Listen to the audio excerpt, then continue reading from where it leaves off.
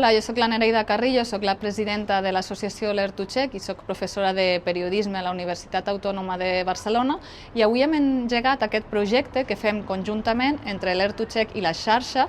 que és per formar els mitjans locals i co-crear amb ells un escape room de verificació digital, perquè des dels mitjans locals es pugui impulsar el pensament crític de la ciutadania amb la informació. I avui els periodistes que han vingut han pogut experimentar jugar en aquest escape room sobre com diferenciar fonts fiables de fonts que no ho són, imatges generades per intel·ligència artificial i imatges reals, qui és qui en el món de la desinformació i poder geolocalitzar fotografies. I a partir d'ara estem creant amb ells un nou escape room que es posarà a disposició dels mitjans locals adherits a la xarxa per fer aquest servei públic i acompanyar a la ciutadania a tenir esperit crític amb la informació i amb la desinformació que ens arriba i que